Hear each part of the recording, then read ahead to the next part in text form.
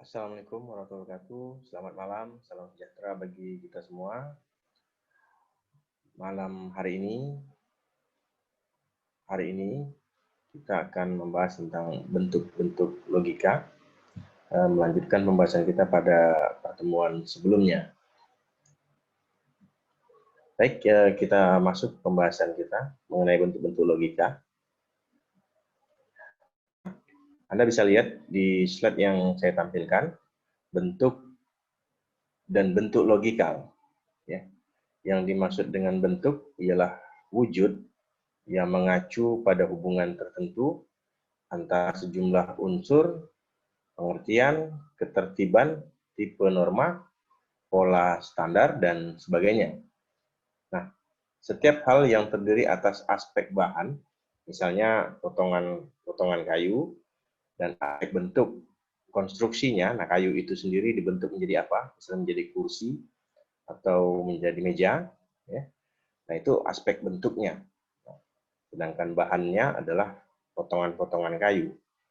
Jadi bentuk-bentuk logikal itu terdiri atas ada aspek bahan dan ada aspek bentuknya. Nah, sesuatu itu punya bentuk, tapi bisa saja tidak punya material. Nah, benda konkret yang bisa diukur secara kuantitatif, seperti misalnya adalah musik, ya. Musik itu bisa kita nikmatin. Nah, tapi materialnya tidak terlihat secara nyata seperti yang tadi kita bahas, misalnya adalah kursi atau meja, ya. Bentuk bisa saja sama, tapi bisa saja materialnya berbeda.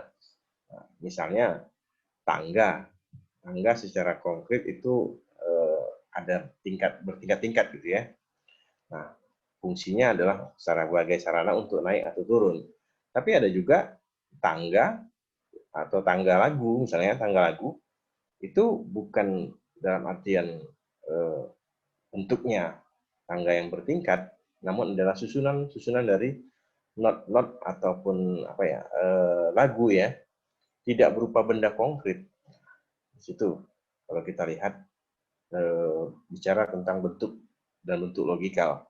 Jadi ada bentuk yang wujudnya itu ada, atau kemudian bentuk yang terdiri dari aspek bahan dan juga ada aspek bentuk. Lalu sesuatu yang punya bentuk tapi bisa saja tidak punya material, ya, seperti musik. Lalu kemudian bentuk yang sama tapi materialnya berbeda, seperti tangga, ya, ada tangga lagu, gitu. Atau apalagi yang seperti itu, bentuknya sama tapi materialnya berbeda. Nah, coba Anda pikirkan. Baik, selanjutnya adalah jalan pikiran manusia itu juga punya bentuk. Nah, jalan pikiran manusia itu punya bentuk, dan bentuk itu dinyatakan dalam bentuk bahasa. Jadi bahasa yang kita tampilkan atau keluarkan itu adalah merupakan bentuk dari pikiran manusia. Nah, sebagai sarana untuk mengekspresikan pikiran dalam kalimat-kalimat. Jadi bahasa itu adalah sarana bagi mengekspresikan pikiran-pikiran dalam kalimat-kalimat. Nah, kalimat itu apa? Kalimat itu adalah sekelompok perkataan yang tersusun menurut cara tertentu. Jadi kalau dalam bahasa Indonesia itu kan kalimat disusun dari kata-kata, gitu ya. Namun sekali lagi saya ingin mengingatkan Anda semua bahwa kita dalam dasar logika ini tidak sedang belajar bahasa Indonesia nantinya, ya. Jadi Anda jangan protes, kok sepertinya tidak sesuai dengan ejaan yang disempurnakan.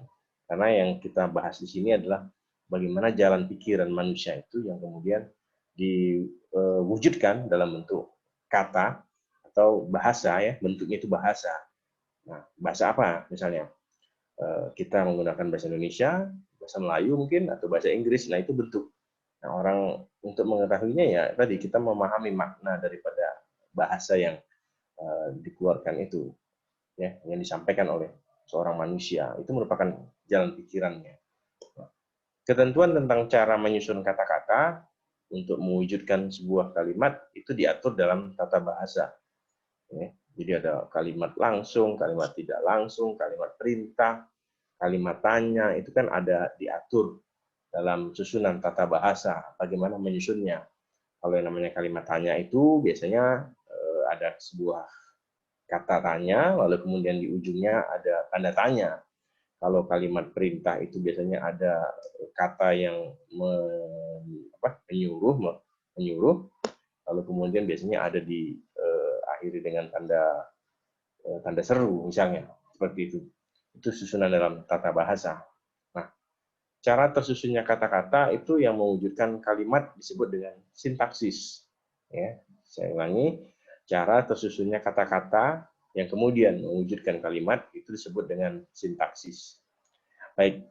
Nah, aspek bentuk dari bahasa itu adalah susunan kata-kata dengan cara tertentu menurut aturan tata bahasa. Ya. Jadi yang dimaksud dengan menurut aturan tata bahasa istilahnya itu adalah sintaksis. Nah, sintaksisnya bagaimana cara tersusunnya kata-kata yang mewujudkan kalimat itu.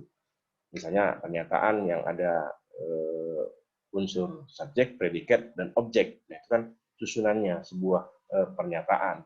Ada subjek, ada predikat, ada objek. Nah, itu kalau dalam bahasa Indonesia.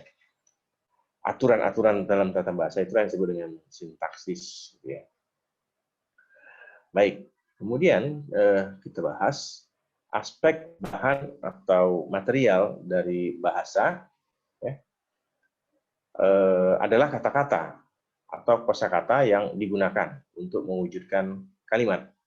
Nah, yang menentukan makna dari sekelompok perkataan adalah aspek bentuknya, sintaksis. Jadi sintaksis itu aspek bentuk daripada dituliskan seperti apa. Misalnya, contoh, ini baru motor, atau ini motor baru. Ya, katanya sama, tapi bentuknya berbeda. Ya, ini baru motor. Kemudian bentuk lainnya, ini motor baru.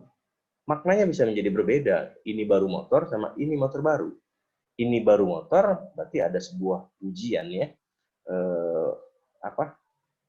ketakjuban melihat ini baru motor kan gitu, disertai dengan intonasi ya.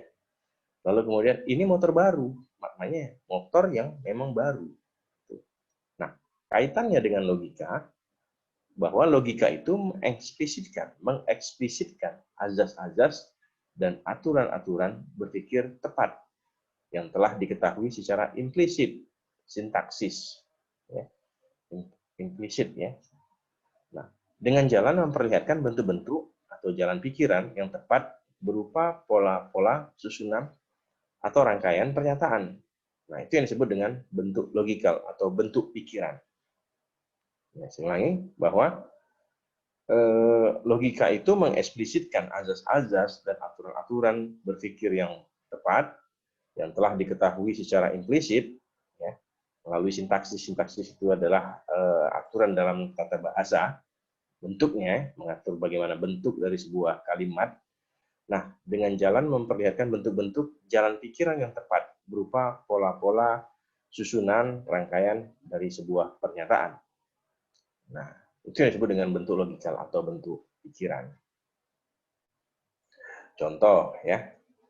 Nah, jika Rizka adalah mahasiswi Stisipor Raja Haji dan Stisipor Raja Haji adalah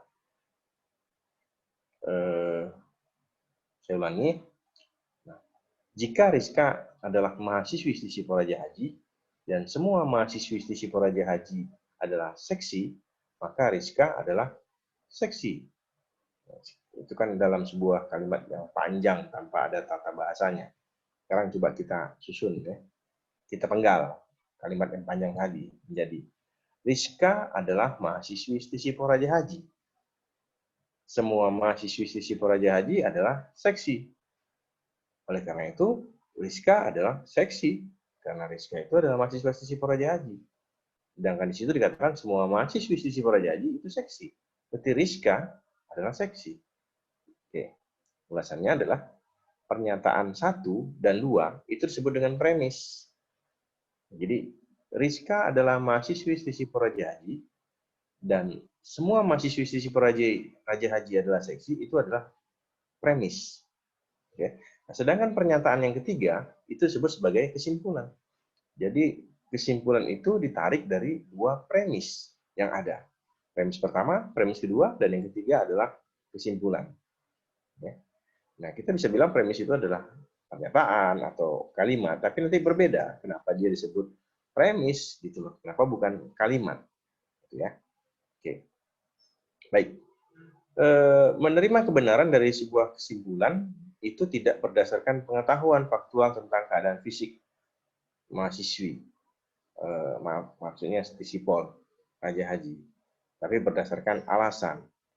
Nah, ia sudah tersirat dalam premis-premis atau bentuk jalan pikiran. Jadi kesimpulan dari bentuk di atas itu, contoh yang tadi, Rizka adalah mahasiswi Sisipol Raja Haji, semua mahasiswi Sisipol Raja Haji adalah seksi. Nah, oleh karena itu Rizka adalah seksi. Nah, kita menarik kesimpulannya itu hanya dari premis-premis. Nah, itu contoh bentuk logika. Gitu ya. Jadi bentuk logika itu adalah susunan-susunan kalimat-kalimat atau pernyataan-pernyataan yang kemudian menghasilkan sebuah kesimpulan. Nah, ini yang disebut dengan bentuk logikal. Ya. Baik, kita lihat.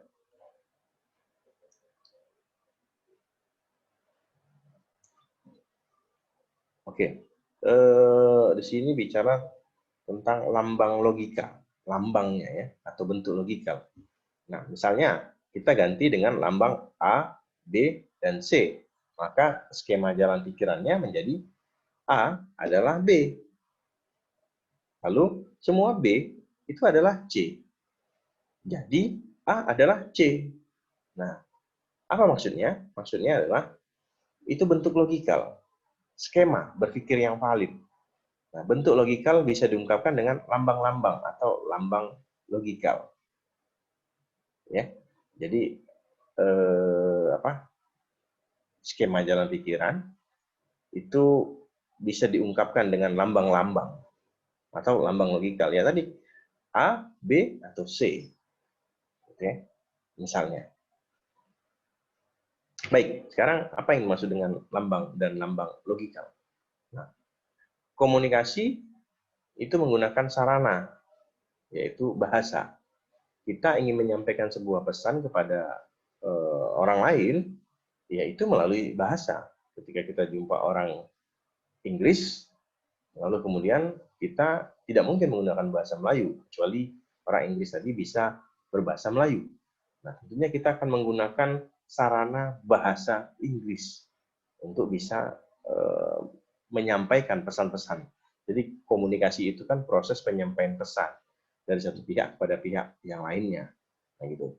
Nah, bahasa itu adalah bentuk verbal dari pikiran manusia, verbal, ungkapan ya, yang disampaikan.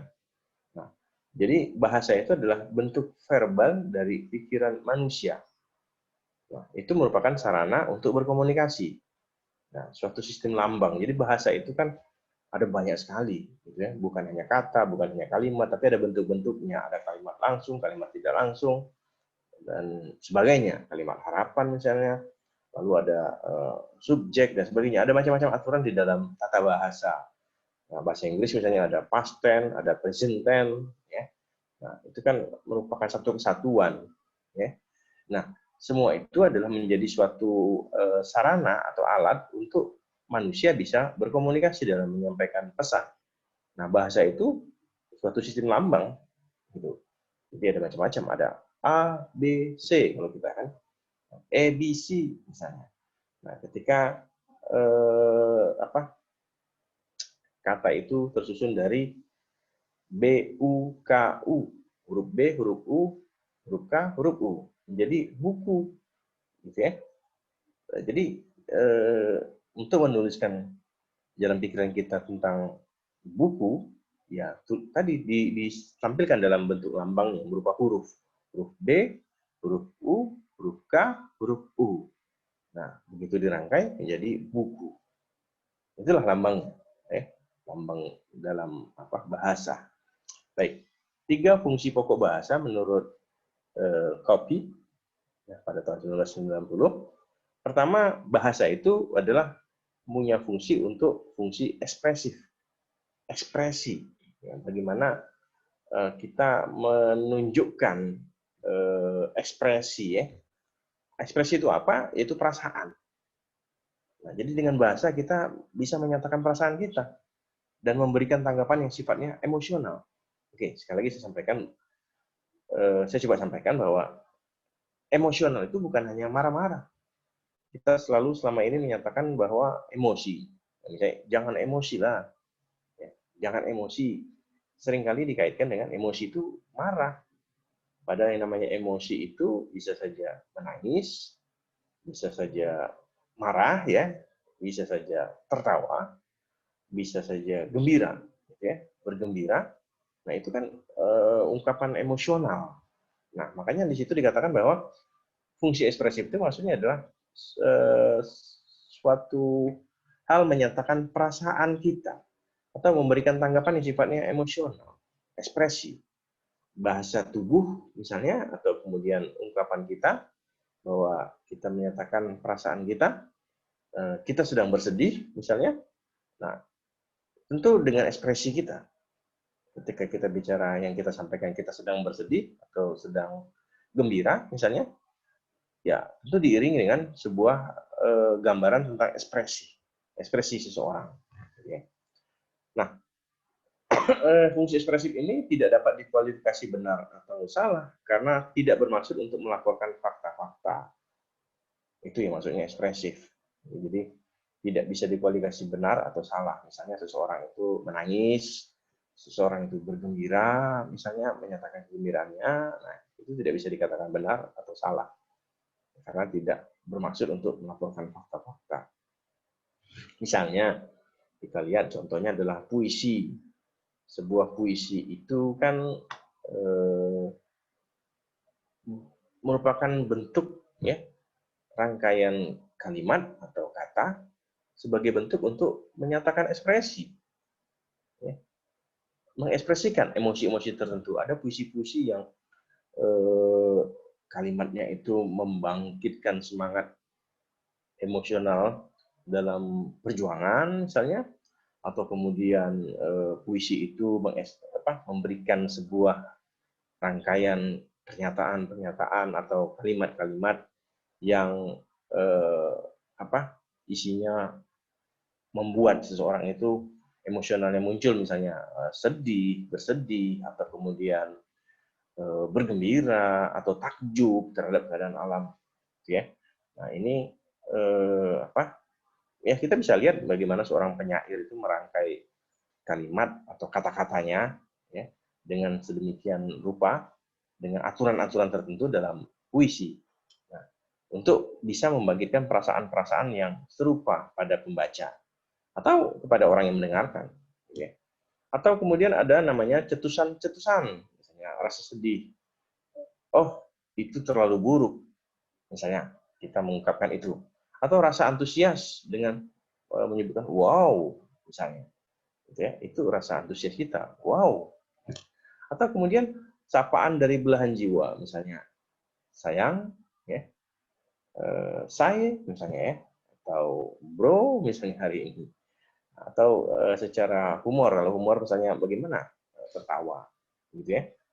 Bagaimana mengekspresikan cetusan-cetusan tentang humor, misalnya, mungkin gitu. Baik. Tadi fungsi pertama adalah fungsi ekspresif. Jadi bahasa itu fungsi ekspresif. Kedua adalah fungsi informatif. Nah, menyampaikan informasi.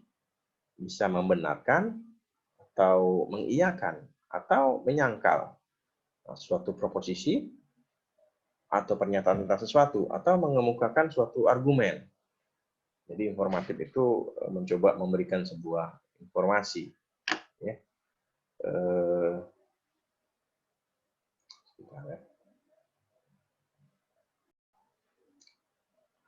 Baik, ya.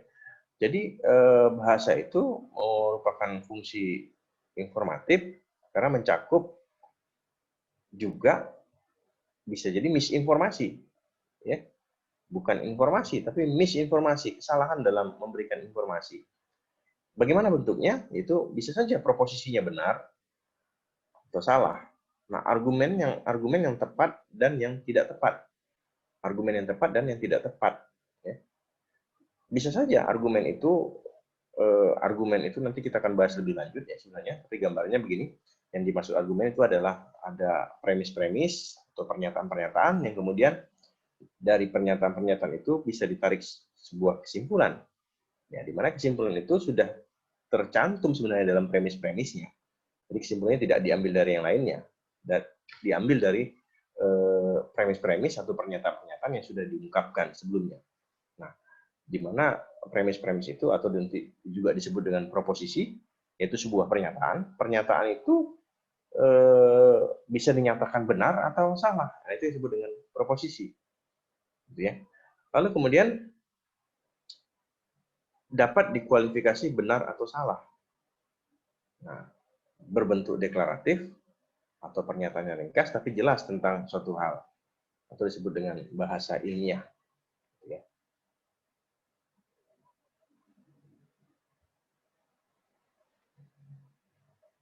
Baik, kemudian fungsi direktif, direction, memerintah atau mengakibatkan, mencegah atau bisa saja mencegah dilakukannya suatu perbuatan. Direktif, direction, memberikan arahan, gitu ya, arahan atau memberikan perintah, atau adanya suatu permintaan, atau ada sebuah harapan, atau bisa saja keinginan. Nah, kalau fungsi direktif ini kita tidak bisa menyatakan sesuatu itu bisa dikualifikasi benar atau salah. Ketika suatu perintah diberikan, perintah itu tidak mengandung benar atau salah. Gitu ya. Nah, misalnya contoh, pergilah dari sini secepatnya.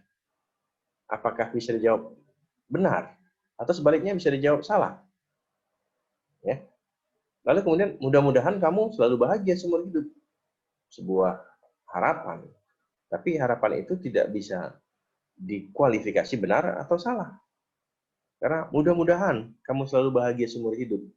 Tidak bisa dibenarkan, tidak bisa juga disangkal. Gitu loh. Nah, lalu kemudian siapa yang mengambil buku itu? Nah, itu kalimat tanya. Atau tutup pintu itu. Nah, intinya fungsi direktif bahwa tidak bisa dinyatakan benar atau salah, atau tidak bisa dikualifikasikan benar atau salah. Nah, bahasa sebagai sarana dalam berkomunikasi antar manusia terjadi dengan menggunakan tanda. Ya. Tadi kan lambang, nah, sekarang yang kita bahas adalah tanda. Apa itu tanda? Tanda adalah sesuatu yang menunjuk pada sesuatu yang lain, bukan dirinya sendiri. Ya. Atau dengan kata lain, punya makna tertentu bagi orang yang memahaminya. Sekali lagi, tanda maksudnya adalah sesuatu yang menunjuk pada sesuatu yang lain, bukan dirinya sendiri. Ya. Atau punya makna tertentu bagi orang yang memahaminya. Nah, ada 3 hal yang diperlukan dalam menentukan arti sebuah tanda. Jadi tanda itu nanti akan mempunyai makna atau arti tertentu. Nah, 3 hal yang diperlukan adalah pertama objeknya, ada objeknya, atau bisa saja peristiwa tertentu yang digunakan, yang kemudian dipahami sebagai tanda. Gitu ya. Objeknya apa misalnya? Awan ya, misalnya. Awannya hitam. Kalau awan hitam itu memberikan sebuah tanda bahwa akan turun hujan, walaupun tidak semestinya akan hujan ketika awan itu. Objeknya awan yang kemudian menunjukkan sesuatu ya, peristiwa ya, yang ditunjukkan oleh tanda objek awan hitam. Ada tanda hitamnya. Nah, yang kemudian bisa kita maknai, oh akan turun hujan. Atau kemudian dalam menentukan arti sebuah tanda itu ya ada penerjemah, yaitu orang untuk siapa yang pertama menunjuk pada yang kedua. Penerjemah itu adalah orang untuk siapa yang pertama menunjuk pada yang kedua. Misalnya GAJAH, gajah. gitu ya. Nah, ini orang pertama yang kemudian menunjuk pada yang kedua, sudah gitu. Nah, ada dua jenis tanda, ya. Yang pertama itu adalah tanda alamiah dan yang kedua adalah tanda konvensional. Konvensional, kurang hurufnya. Tanda alamiah itu apa? Yaitu gejala atau peristiwa alamiah yang mendahului atau mengungkapkan akan terjadinya sebuah peristiwa alami. Tadi saya contohkan misalnya awan mendung. Awan mendung itu berarti akan memberikan tanda-tanda alam bahwa akan turun hujan. Jadi mendung itulah tandanya, tanda alamiah. Yang faktanya nanti akan terjadi turun hujan. Lalu kemudian ada tanda konvensional, yaitu tanda yang sengaja diciptakan oleh manusia untuk dapat berkomunikasi. Nah, diciptakan melalui sebuah konvensi antar manusia. Jadi ada kesepakatan bahwa misalnya hari ini di media sosial, di Facebook, ya misalnya di situ ada tanda jempol. Jempol itu diberikan makna sebagai tanda menyukai, ya, atau bahasa Inggrisnya adalah like. Jadi ketika jempol ditunjukin, maka maknanya menjadi like, gitu ya, atau menyukai. So, kalau di dalam Facebook itu, kalau menggunakan bahasa Indonesia, dia akan tulisannya adalah menyukai, gitu. Kalau dalam bahasa Inggris adalah like, gitu ya. Nah, itu kesepakatan konvensi antar manusia, ya, menyepakati bahwa oh ini namanya adalah tanda-tanda itu yang diciptakan, ya merupakan sebuah kesepakatan antar manusia. Gitu. Nah, disebut sebagai lambang atau simbol karena tanda yang diciptakan dan yang digunakan manusia untuk mengungkapkan atau berkomunikasi melalui konvensi, baik eksplisit dan secara implisit. Itu yang maksud dengan tanda konvensional. Jadi tanda konvensional itu adalah tanda yang disepakati. Ya, tadi ya, tanda jempol itu adalah tanda menyukai atau tanda senang. Nah, berbeda ketika jempolnya itu dibalikkan, ya, dibalikkan misalnya seperti ini, ya, jempol begini, itu berbeda maknanya. Antara jempol begini dengan jempol begini, maknanya sudah berbeda. Nah, itu tanda.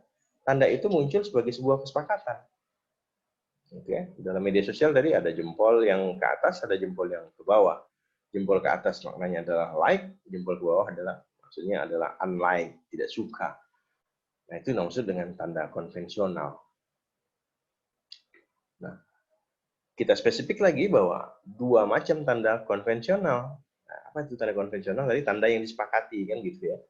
Nah, pertama adalah lambang verbal.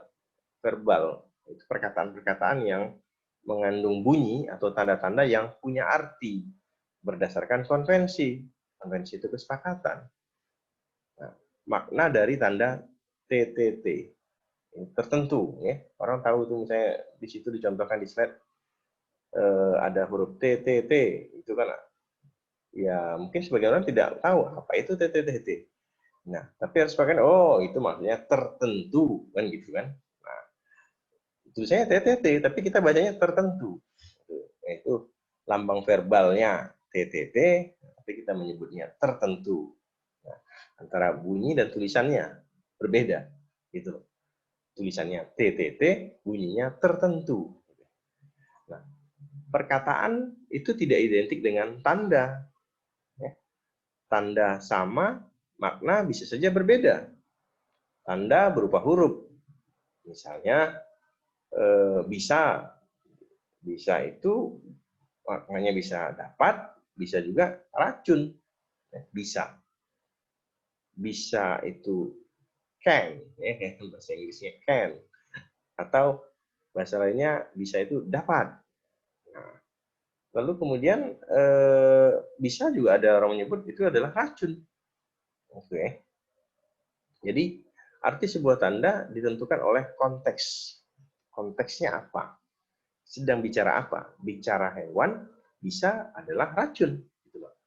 Bicara tentang aktivitas manusia bisa itu ya dapat melakukan. Nah, itu lambang-lambang verbal. Ya. Lalu ada lambang nonverbal. Apa itu lambang nonverbal?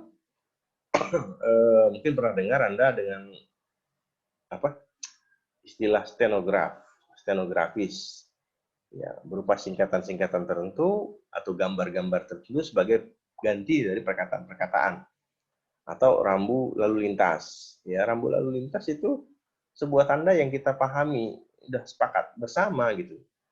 Anda di jalan sering melihat misalnya ada tanda lampu merah, ya berarti di depan itu akan ada lampu merah. Atau kemudian ada tanda simpang 3 misalnya, atau ada tanda bundaran, berarti di depannya akan ada bundaran. Kita akan mengetahui itu. Makna daripada gambaran mungkin ya, gambar tertentu sebagai perkataan-perkataan, misalnya ada tanda huruf P di silang, berarti maksudnya adalah tanda dilarang parkir. Nah, itu disebut dengan stenograf. Atau dalam rumus matematika atau rumus fisika, misalnya. Kita juga sering jumpai tanda-tanda tertentu ya, yang memberikan gambaran tentang suatu hal yang mungkin tidak ringkas, tapi bisa diringkas dengan menggunakan tanda atau lambang-lambang non-verbal. Misalnya seperti itu ya. Jadi tidak ada kata-katanya, gitu. Tapi kita tahu maksud daripada lambang itu seperti apa, seperti yang contohkan soal rambu lalu lintas tadi. Lalu kemudian ada yang namanya ilustratif. Ya, lambang nonverbal yang kedua adalah ilustratif. Apa itu ilustratif? Adalah tanda bagi objek tertentu dengan menunjukkan contoh konkret tanpa memberikan identitasnya yang jelas. Ilustrasi, kita sering dengar istilah ilustrasi, memberikan sebuah gambaran sebuah fenomena tertentu dengan menunjukkan contoh konkret, tapi tanpa memberikan identitas yang jelas. Jadi hanya mengilustrasikan. Ya, kita sering dengar itu. Nah, tujuannya untuk apa? Yaitu untuk membuktikan sesuatu dengan memberikan contoh yang konkret. Gitu ya. Jadi ilustrasinya dulu, baru kemudian mendorong untuk dilakukannya pembuktian. Itu tujuannya. Lalu, misalnya di situ ya, tidak semua bupati adalah bebas dari korupsi. Karena si G, seorang bupati yang dalam setiap kesempatan mengutuk birokrat yang suka melakukan tindakan korupsi. Ternyata adalah seorang penggelap dana APBD. Jadi, ini contoh tentang seseorang yang sering kali menyatakan mengutuk tentang korupsi atau bebas daripada korupsi, tapi kenyataannya prakteknya masih saja terjadi hal-hal yang tidak sesuai dengan ketentuan. Oke, maksudnya masih melakukan tindak pidana korupsi atau kemudian penggelapan dana APBD. Nah, itu hal-hal yang kemudian kita bisa katakan sebagai bentuk ilustratif, gitu ya. Lambang nonverbal yang ilustratif. Gitu. Nah, di dalam logika modern atau simbolik, maka ada huruf-huruf tertentu yang kemudian memberikan sebuah pengertian, pemahaman. Jadi hanya memberikan sebuah simbol huruf A, misalnya, itu adalah lambang proposisi universal afirmatif. Nanti kita akan gunakan lambang itu, lambang huruf A itu, dengan maksudnya adalah proposisi universal afirmatif. Lalu kemudian ada huruf I. Nah, itu adalah sebagai lambang proposisi partikular afirmatif. Apa itu partikular? Sebagian. Ya. Universal itu secara keseluruhan. Kalau partikular itu adalah sebagian. Nah, afirmatif berarti mengkonfirmasi atau mengiyakan. Ya. Sedangkan lawannya adalah negatif atau negasi, menyangkal, gitu ya. Oke. Lalu simbol huruf E, simbol huruf E itu adalah sebagai lambang proposisi dari universal negatif. Nanti akan kita bahas lebih detail. Tapi ini sebagai contoh saja bahwa dalam logika modern, simbolik huruf itu memberikan pemaknaan tertentu. Lalu ada huruf O sebagai lambang dari proposisi partikular negatif. Partikular itu adalah sebagian, sebagiannya negatif maksudnya. Nah, huruf A, I, E, O itu adalah simbol yang kemudian bisa dimaknai ketika kita bicara logika, maka ketemu dengan A, I, E, O di tempat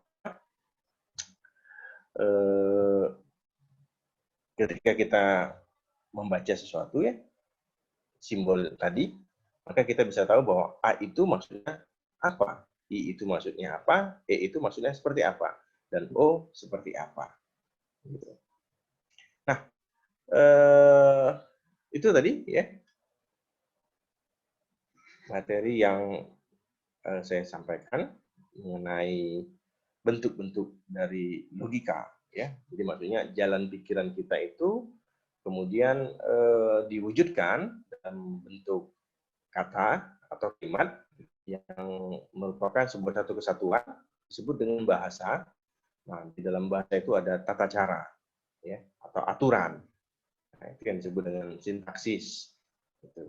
Jadi bentuk-bentuk logika itulah adalah kalau kita bahas tentang pengertian dasar logika atau kemudian logika itu ditinjau dari sudut pandang keilmuan, maka dia ada objek material dan ada objek formal.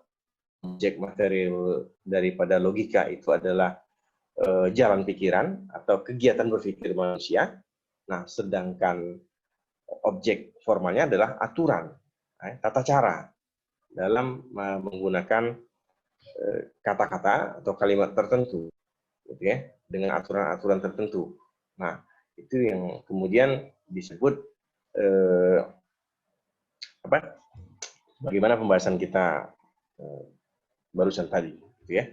Nah, itu yang bisa saya sampaikan pada pertemuan kita kali ini ya, dengan materi bahasa kita tentang bentuk dan bentuk logikal.